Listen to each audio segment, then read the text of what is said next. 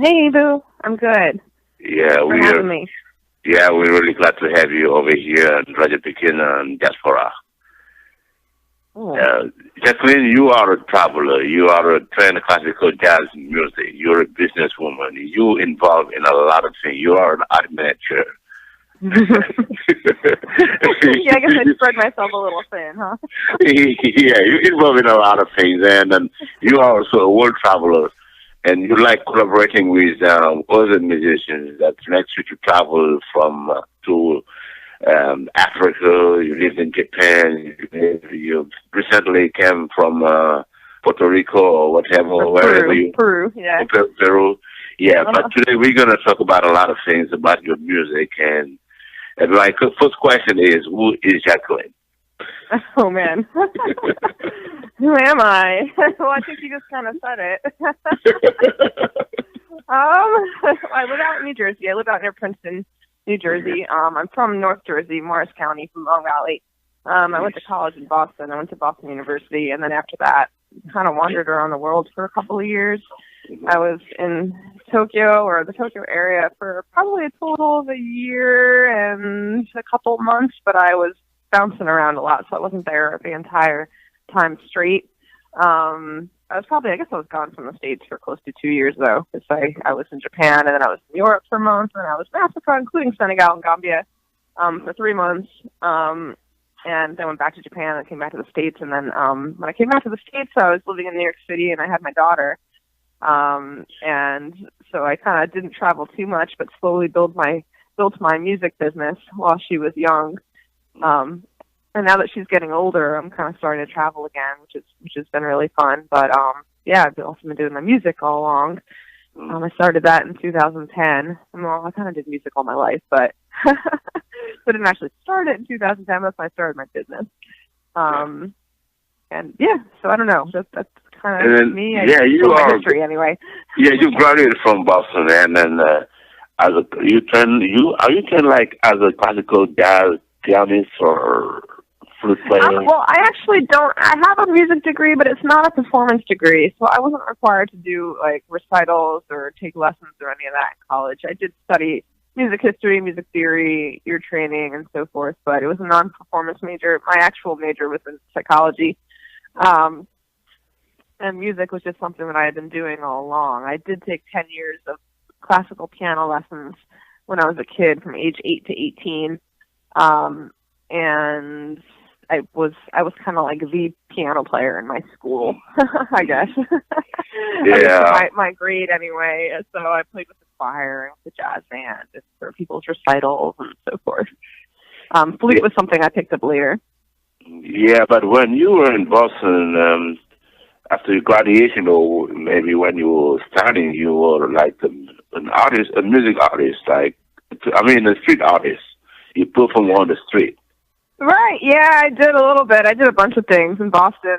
I did that. I had a friend who played guitar. We used to play in the train station in Boston. I also was playing flute. It's on flute. I was also playing flute with a DJ. This is back in the 90s when drum and bass jungle music was popular, so I was playing with a DJ in clubs at night doing like live improv kind of stuff on the flute. He's from Japan, so I later ended up moving to Japan partly to go play music over there. Yeah. So how is it like to be like a street artist playing music in New York or in Boston? Oh, it's so fun. It's so fun. You meet so many cool people. And I kind of love spontaneous music, just kind of letting it happen. So, you mentioned I've traveled a lot, and man, I've played on the street on like every continent I've been on. Like, yeah. I played on the street in Japan, played on the street in Europe, played on the street in Peru, played on the street here in the States. I'm trying to think if I did any. I guess I didn't play too much in Africa, though, now that I think about it. I played. There was one guy I was giving piano lessons, and there was a band I would jam with in Gambia, Banjul, but not so much on the street. Yeah, it's another thing being an artist on the street, because not only of the cool people you meet, but you get a lot of compliment and suggestion about your music, right? Right. You're really just putting yourself out there. So You never know how people are going to receive it, and whether or not they're just going to walk by and not pay any attention at all, or whether or not they're going to be engaged and come by and want to hear what you're doing. And it's the most fun, obviously, when people are engaged, because then you have an audience who's listening and you can kind of feed off of their energy. And the music is always just better when you have people who are really excited about it. It makes it just a really enjoyable experience for everybody. Yeah. Your life in Japan was interesting because you play with a band over there. Would you tell us a little bit about the band you play with in Japan? Okay, let's see. So I was playing with a couple bands, actually, and with some DJs, too. I did play with one band. Man, it's so funny. It's so long ago. I can't even remember the names of everything. We did do we did do one song that we did an album on Sony Records. So that was kind of cool. And the one song that I played on, we had a MTV Japan music video. So that was neat. They used to play it on the big screen at Tower Records, or outside Tower Records in Shibuya, which is like kind of the middle of trendy Tokyo where all the kids hang out. So I remember walking down the street in Tokyo and hearing my flute playing come out of that screen. It was very strange. So I'm not in the video, though, because I was in Senegal when the video was filmed. So, but yeah, it was neat. Yeah, but music in Japan, mostly like American music, is very influential. How was it received or perceived by people? Well, the band I was playing with, they actually did kind of a mix. It was a really interesting kind of fusion of sounds. They did a mix of like reggae and hip hop and some traditional Japanese sounds. So yeah, it was a little bit different than the norm. It wasn't just regular old pop music. There's a whole lot of pop. Japan was just similar to American pop. And nor was it like super traditional Japanese music, you know, where we're kind of taking in a whole lot of different influences. Yeah, but collaborating is a new thing in art, and you like collaborating with people. So, what do you get from collaborating with other artists in terms of music? In terms of music, yeah, I think. Let's see. I mean, for me, I love that spontaneous moment when music happens. Sometimes I think I play my best the first time through. Like even the first time I hear something, like I really love doing improv. So when I'm given new material by an artist, I get to kind of add my touch to it. For me, it's really rewarding seeing how someone else's ideas and my ideas can come together. Maybe it's just I love, like, I need a lot of stimulation. I love new. I love new stuff. I think I get bored really easily. I probably have a little bit of ADD. So getting to collaborate with other people means that I have all this new stuff to bounce off of, which I think is really fun. And when you're working with a really great artist or a really great bunch of musicians, like, how just tight everything is and how all of your energies come together to form a whole. It's a really kind of magical experience. And it's almost like a drug. It's like something you go seeking after. Like once you find it, like, wow, working with those musicians was really amazing. I want to do that again. It's almost like you're always seeking those magical music moments where everything comes together perfectly and just fits, where all these individual pieces work together. It's neat. Yeah, because improvisation is like really important, man. Because we cannot talk about like improv without talking about jazz, you know. Oh, sure, yeah. Yeah. I mean, jazz is definitely not my specialty. I could get away with it. You know, anyone who doesn't play jazz would say Jaclyn plays jazz. Hardcore jazz musicians, they'll probably know that I was classically trained. I'm playing jazz, so they'll be able to hear that. But yeah, I mean, jazz really is so rooted, obviously, in improvisation. So it definitely kind of brings that to the forefront. Of course, I mean, all kinds of styles of music I've done improv with. I mean, even if I'm playing with, say, a folk guitar player, singer, songwriter type person. I'm still going to be improvising. I'm going to be adding color. I'm going to be playing in the breaks. I'm going to be maybe taking a solo over the bridge or something. Yeah, so pretty much all kinds of music besides maybe straight classical has an improv element to it. That's it's a wonderful thing to improv and to travel and now Jaclyn, you also been in Senegal and in the Gambia. I've seen some of your videos, some of your pictures. It seems that you had fun in over there in Africa. Oh yeah, I had a great time. I was there for 3 months. Let's see, what was I doing? The first month I was in Senegal, in Dakar, and then I'd gone down to Casamance for a little bit. So I was in Ziguinchor and what do you call it? Kofentine, a little town on the beach there. And then I was in Gambia for about 2 months before I headed back to Dakar and flew out of Africa. But for that first month, I was kind of just roaming around checking things out. But once I was in Gambia, I mean, my French isn't very great, so I was definitely more comfortable in Gambia where they speak English. But I made a lot of friends. I'd hang out in the market a lot. Towards the end of the trip, I ended up working a little bit with the artisans there and having them design things for me that I ended up bringing back to Tokyo. That's where I was living at the time. Tokyo was home, is where my stuff was. I brought stuff from Africa back to Tokyo, and then was doing like street vending and flea markets and things like that for that following summer, which was really fun. I was young. I was like 24 years old. I was having a great old time. Oh yeah, and I saw some videos of you hanging out with some drummers in a faraway place. Nobody was there, only trees. There was a fire eater. Oh my gosh, I forgot about all this. I can't believe you remember that video. Yeah, that was in Kofentine. That was in Casamance. Yeah. Those guys. Well, go ahead. Yeah, how did the music influence you once you were there, and then how did you see the music in Africa?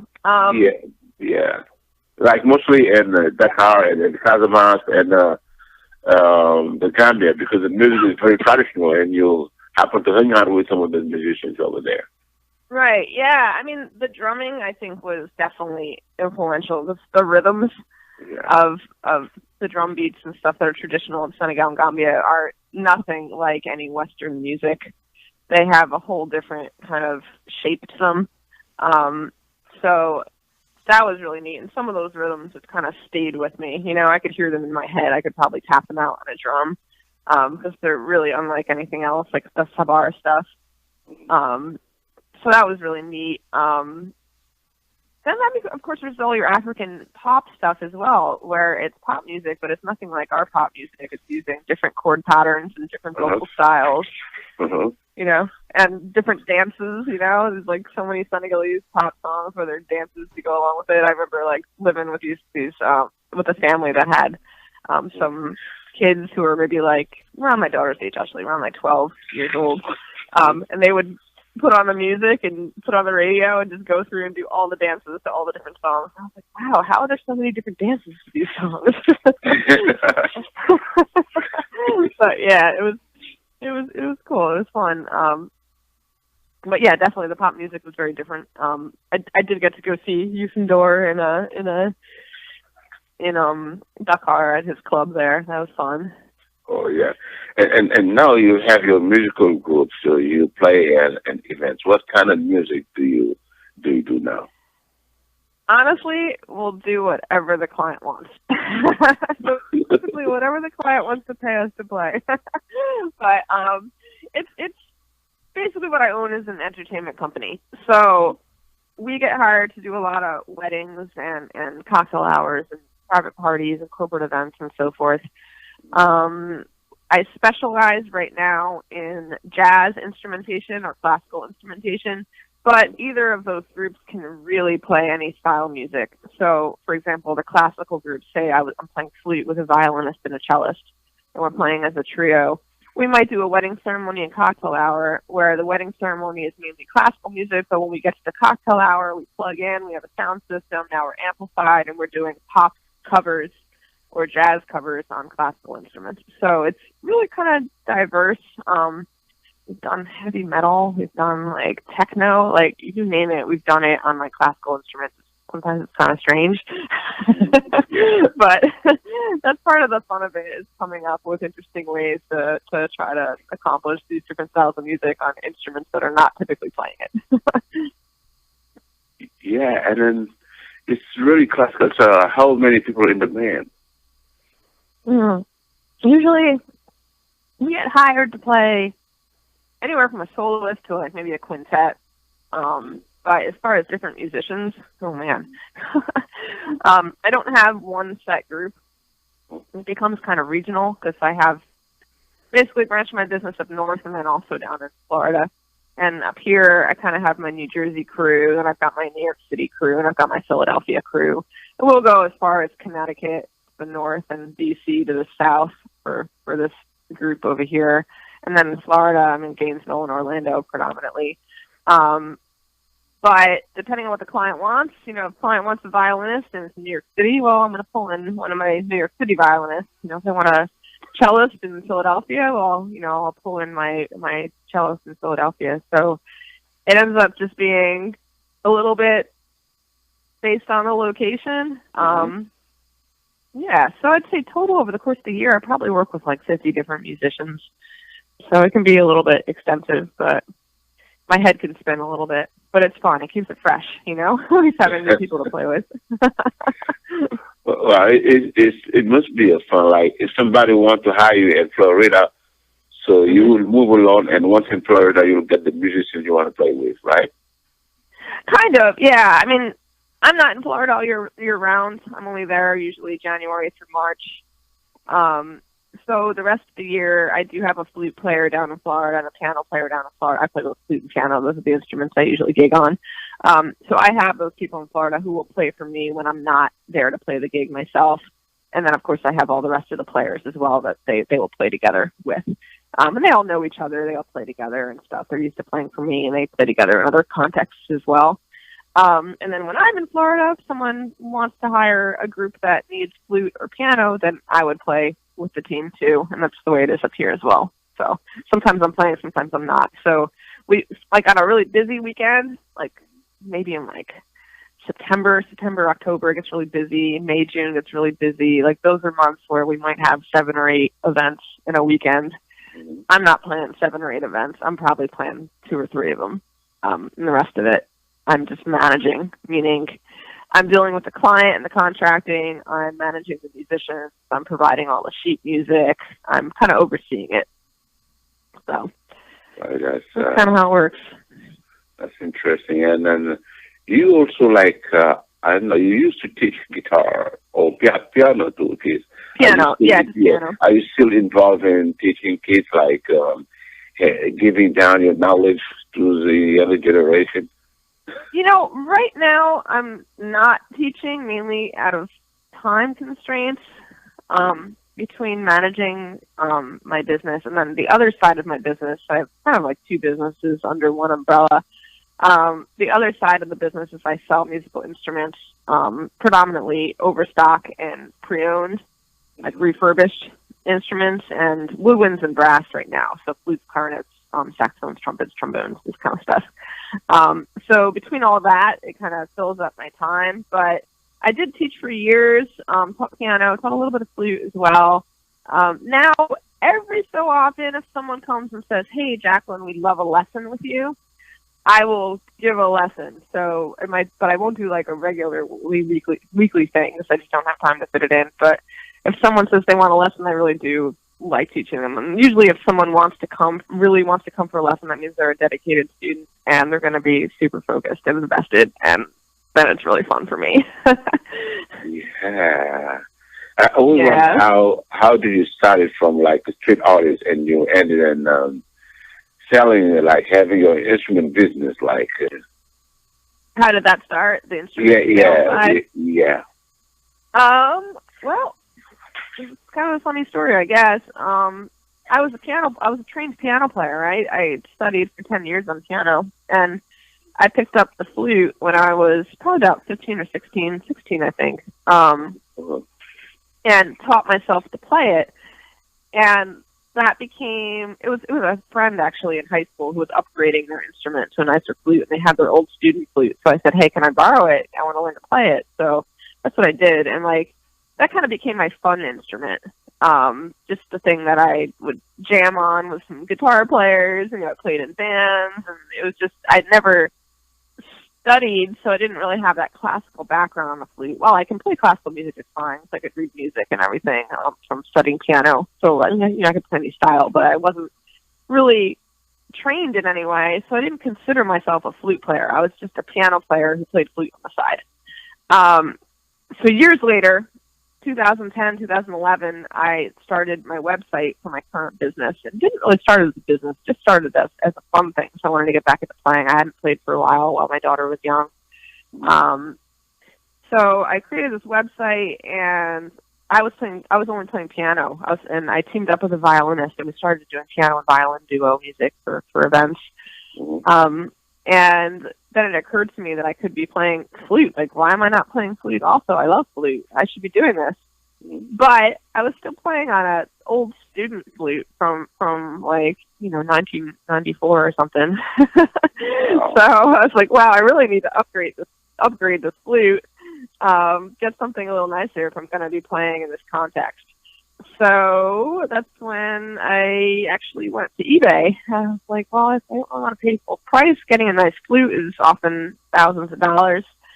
So I ended up buying a couple things used with the idea in my head that I could always just sell them back and not really lose any money because I was going to buy used anyway. So that's what I did. I ended up purchasing 2 flutes, trying them out, and selling one of them, and in the process realized that I could turn a decent profit if I put a little money into fixing it up, and then sold it off the website as opposed to eBay, because here it was a website with clips of my playing, and I was a valid musician, so I think people felt, or hopefully people feel comfortable buying, knowing that I do play. I'm a flute player. Now I recognize myself as a flute player. For years it was just piano player, flute on the side. Now I'm a flute player. And then it grew over time. So then I started making connections with suppliers and so forth, and then I started getting clarinets and saxophones and trumpets and some other stuff. It's still a focus on flutes, though. It's flutes and piccolos mainly. Yeah, did you get a chance to play with any flute player in Africa? Because the Fulani flute and it's widespread in West Africa, Senegal, Gambia, Mali, and yeah, I know what you're talking about. I actually didn't get to play with any flute players over there, but I'm familiar with the Fulani flute. I feel like I heard someone in New York City playing one years ago when I lived in the city. Yeah, that'd be a really interesting thing to learn. You mentioned it earlier, I was in Peru in August, and in Peru I got to play a bit and hang out with a pan flute player there. So that was pretty cool to mess around on the pan flutes. He actually made a beautiful set of pan flutes for me that I have. And then also the kena, which is the flute down there. But yeah, it would be really interesting to explore the different flutes and so forth in Africa. Yeah, and then Jaclyn, you sometimes in studios recording, experimenting your music, always working hard, So what you aiming for? Where do you want to take your music? That's a good question. So right now, I've kind of been cruising along doing the business I have. I think I would most enjoy having a little more of a set team with one solid project. Right now, it's, like I said, it's a little more region specific. So if I need like a string trio to play with me in New Jersey, I'm going to use different people than if I need a string trio in Philadelphia or Orlando, Florida or something. I think I would enjoy having one group of people that I always play with so that we can kind of expand what we do and maybe write some original music, write some really good arrangements. Like I do a lot of the arranging already. I do original arrangements for my trio or duo or quartet or whatever. But it would be cool to have, people who are really invested in the project. So that would be neat. I don't see that kind of thing necessarily as being only a classical ensemble or only a jazz ensemble. I mean, I could even see it being like, I don't know, a funk band or a soul band, or I don't know, anything. It could be anything, just some kind of somewhat original project. And then the other thing, I mean, I love travel, so I love to be able to incorporate music into travel or travel into music. So I would, for example, I'd love to go back to Peru and play some music there. I did connect with a bunch of musicians, and I have some opportunities, so I'd love to go back there and, you know, take the stage, play some music. I love to go back to Japan and play music with my musician friends over there that I used to play with. So, which isn't really about just growing one thing or it even being a business. It's more just, wow, you know, it's a pleasure. It grows me. It's amazing collaborating with people from all over the world because they all have a very different picture of music and how it works. And yeah, it's neat. I grow from that. Well, collaboration is always fun with a purpose. The purpose is to come up with something new, something like really impressive. Mm-hmm. Yeah, that's the purpose of collaborating, and then you get the chance to be around and collaborating with all these musicians. I think it will only make you like a better person, or make your music become like more important. Yeah, I agree. I mean, when you put two people's ideas together, things only grow. I mean, I know that for a fact. I've been in many situations where I have an idea and then someone else presents something and it's like, wow, I never would have thought about that. That's really cool. And then you can put your ideas together and come up with something better than you could have had on your own. Also, I think I could say for myself, when I came into the business I'm doing now, I don't think my piano skills have changed too much because, I mean, like I said, I was trained on piano, kind of knew what I was doing, I guess you can say. But on flute, while I was able to play, I had even been playing professionally. Like I said, we had a Sony album in Japan. I had recorded with lots of bands. Playing with all the classical players, I got the classical string players, like cellists and violinists and violists and harpists and so forth that I got to play with for the last 6 years. I am such a better player now than I ever was, just from being around some of those people and collaborating with them. Like, it really increases your skills. Like, I think whoever the best player is has the ability to bring up the whole ensemble, and everybody learns and grows. So that was really cool, kind of watching myself transform as a musician just by being around these other people.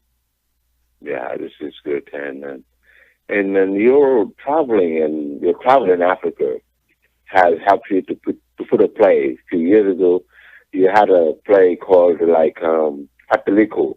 Right, yes, with you. An interactive slideshow and storytelling, and you worked on that. Right, yeah.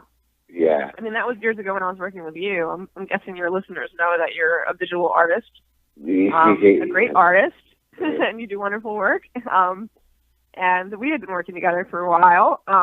You know, I was, I guess, kind of managing, so to speak, finding places for exhibits and workshops. And a local school approached me and said, beyond just doing a glass painting art workshop, would you guys be able to do a stage performance, like in our auditorium? And I said, yeah, of course we can.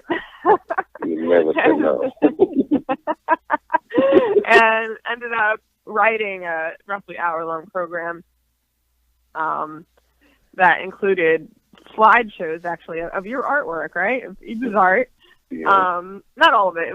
It's also photos from my own travels in Africa, mixed in with some other stuff as well, but I had a good time with that. I remember I took like my photos from Africa and then like cut and pasted pieces of images of your artwork onto the photos and made these really kind of neat collages. So again, talk about collaboration, you know? It was good, like the interactive slideshow, and we had a dancer from New York, Alicia So. Right, you know, yeah. Which was like a dancer, there was some acting and storytelling, and I animated some stuff with the slideshow and animated some of your art.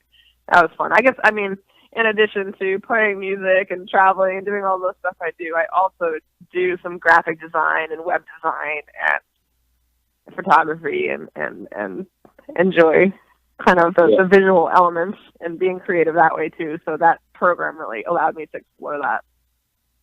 And I like your story about like the car rapids. How do you like the car rapids in Senegal? Tell me a story. Tell you a story about a car rapid. I guess I kind of have a lot of stories about a car rapid. I was in Africa for 3 months, so I took many of them. But they're always an adventure, you know, whole luggage piled on the top and everybody piled on the side. I remember people, oh my gosh, people were probably like, who is this girl? But in the market in Gambia, there's a lot of cats, right? Stray cats. And I had found a couple kittens, one who was really small, might have been born premature, but someone was like about to step on it. So I went and snatched it. And then I had another kitten as well, also from the market, that was just, it wasn't doing well, and it needed someone to take care of it or it was going to die. So I took these kittens with me, and I would take them on a car rapid every day. I was staying in Serekunda, and I would go into Banjul every day. So I would take the car rapid from Serekunda to Banjul, and I would have those kittens in a box in my lap, and they would be crying inside the box like the whole ride, and everyone's staring at me like, what are you doing with those cats? Because in Africa, I mean, people don't have cats as pets so much like they do here. Yeah, not that much. No. Not that much, right? Cats are seen more as like a nuisance. There's the strays that want to steal your food in the market and stuff. And here I was with this box of kittens. So that was fun. What else? I remember another time getting on the wrong bus or the wrong car rapid. Someone put me on the wrong one. And this is also in Gambia. And I'm not going to get into the details of this story because it's quite long, but I was supposed to go to this place called Bessie, and they ended up putting me on a bus to Basse, which, if you know, is like the furthest point all the way down the river in Gambia. It's not the place I was trying to go, and didn't realize this until it was a little bit too late. So I ended up just continuing forward because I knew someone who was out in Dansang, which is, you know, kind of towards Basse, not all the way, but in that direction, pretty far from Banjul. And I remember being on the car rapid, and it was late at night. It was dark. We're going down the road, which in that area is not paved very well. It's bumpy. And I remember this musician, a couple musicians in the back of the car rapid, seated all the way in the back. One of them pulls out a kora, the African harp, and starts playing it, and it was just this magical thing, because here I was like going through basically in Gambia, and there's this gorgeous kora music coming from the back, and then this woman starts singing, I think in Jola, and it was really amazing and magical. I was like, wow, these car rapids are pretty cool. You never know what's going to happen on these car rapids. And it made my journey peaceful. Yeah, and you know, it was a concert in the car rapid. Exactly, it was a concert in the car rapid. It was wonderful. Yeah, that's transportation in Africa. And how about your experience in the market? The marketplace with the designers, because sometimes really have to work with designers in Africa because they don't like really respect the deadlines or whatever it is. Right. I mean, that's Africa in general, you know. Anytime you're like, hey, I'll meet you here at this time, everyone's like, yeah, inshallah. And you're like, no. This isn't an option. It's not about God willing. We're going to meet at this time. It's just so funny. It's so different than American culture. But in the market, I mean, I had a couple good friends who I was doing some stuff with. One was a tailor. So, and he's gone on to do really great stuff. He's doing all kinds of fashion shows and stuff over there now in Gambia. But yeah, he made me some clothes, and that was neat, kind of working with the artisans, you know, and designing things and so forth. I guess I didn't have too many issues with people getting things done for me on time. because I was there for a couple months and I didn't really have too many deadlines besides me actually physically leaving to go back home or go back to Japan rather. So for me, it was more just the fun of getting to design things. Like here in the States, like you're going to pay so much money if you want to personally design clothing, for example. Like if you find a clothing designer who's going to work with you or a tailor who's going to make something for you, you're going to end up paying like $1,000 for a dress, you know, or more. Yeah, sure, yeah. More than that. Whereas in Africa, it's just the normal way it is, you know. You just go to the tailor, maybe you buy the fabric or you tell them what kind of fabric you want and they measure you and they draw it for you. And then you come back a few weeks later and they have something brilliant that they've made. So how and it was didn't cost you $2,000. How was it like to buy things in Africa, to design African clothes and take them to Japan? Was it something new to the Japanese people? Yeah, the timing for that, all of that worked out really well for me. Excuse me. This was during the World Cup, when the World Cup was in Japan. This was 2002, I think. 2002 World Cup was in Japan and Korea. And that happened to be the World Cup where the opening game was Senegal versus France. So Senegal won. And it was this big deal because, you know, Senegal beat France and everyone was all excited. That was my last day in Africa, actually. It was during that game. So it was like big party in Dakar. But I had all the stuff that I had, you know, purchased in Africa, like batik fabrics and stuff, beads, jewelry, masks, all kinds of things. So that next day after the World Cup had started, I was going to be flying back to Tokyo. So when I got back there, everyone knew who Senegal was, where I think prior to the World Cup and that opening game, Senegal was just, I don't know, where's Senegal? I don't know. We think it's in Africa. Maybe it's in South America. I don't know. You know, nobody really knew. So, but now, like, people knew where Senegal was. And here I was selling things from the whole Senegambia region, and I was able to represent it well and be like, yeah, this is from Senegal. And people would be like, oh, Senegal, of course. So that was kind of neat. And it being the World Cup, like, there were a lot of tourists, a lot of people around in Tokyo. Also, if I'm not mistaken, at that time, Senegal, I want to say, went the furthest any African team had ever gone up to that point in the World Cup. Yeah, you're right, yeah. Right? Yeah. Yeah, you're right. So Senegal was kind of like a big deal. Yeah, and so in those days, you know. In those days, and I remember watching those games too. I don't know. I mean, sorry to the Senegalese team. I don't know how the heck they were winning. Like, it was like pure luck. Yeah, and just okay. And coming back to Africa, and then you were in Casamance in your travels when you were in Africa. Yeah. Yep. And something happened the night after you left the village where you were staying. Yeah, man.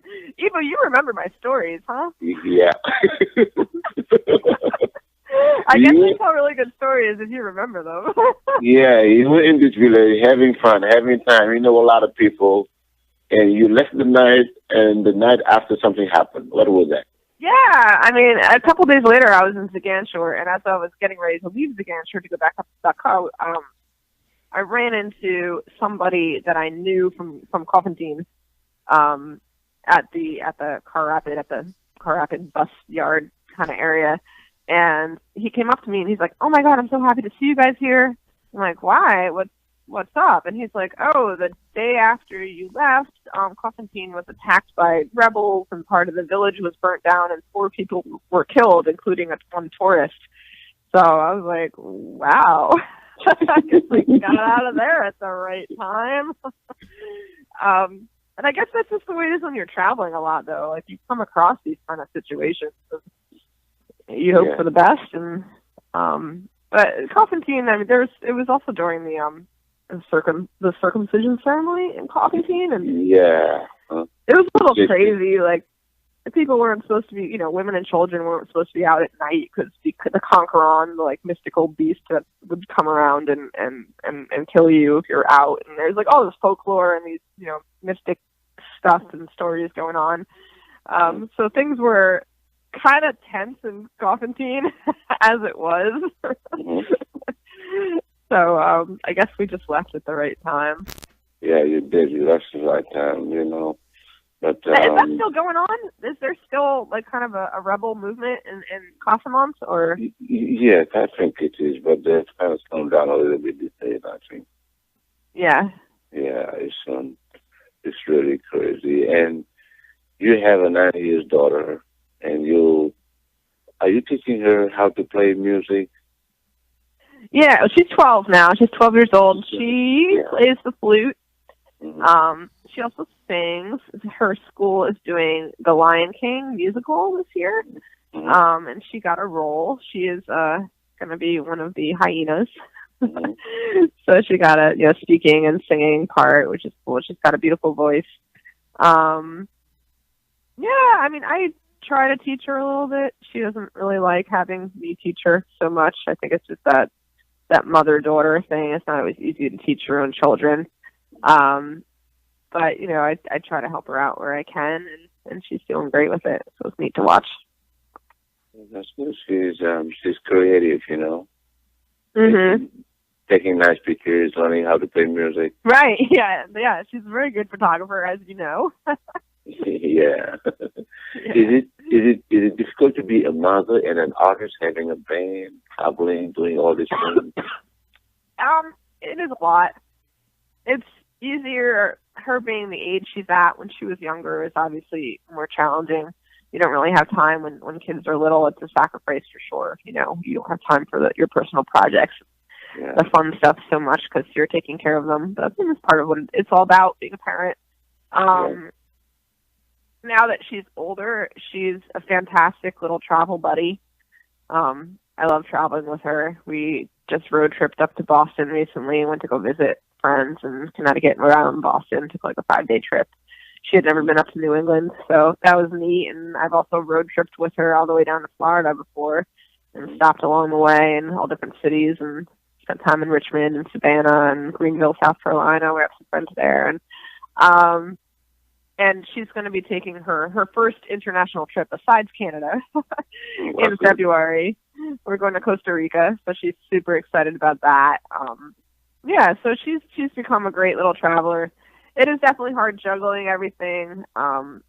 Obviously, anyone might love to just travel and explore the world and not have to work, but that's not realistic. So I'm always trying to fit in work or working on the road when I'm somewhere else. Or, I make it work though. It's a little harried at times, but I make it work, and it's definitely worth it. I'm genuinely inspired by music and by travel, and kind of combining those things is just great for me.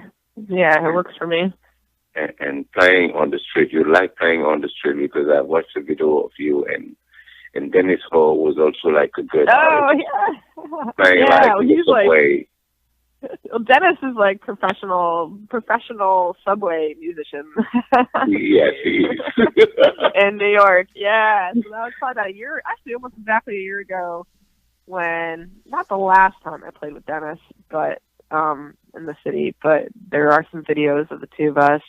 I had a gig. I was playing piano actually with one of my cello players, who is from Finland, at a church up near Columbia University. They had like the Finnish Independence Day service. This was last December, so I was playing piano for that, but I had my flute with me. So afterwards, I ended up meeting up with Dennis, and the two of us ended up playing at Times Square subway for a little bit and making that video that you saw. I mean, it's always fun, like seeing musicians playing in the subway, because it puts a smile in your face after a long day of work, or when you're stressed out. I think so. I hope so. Some people seem to not enjoy it. New York City's funny. Some people like to just keep to themselves and don't want any distraction, or maybe they're busy working, or who knows what they're doing. But I really enjoy it, and it does seem like there's enough of an audience.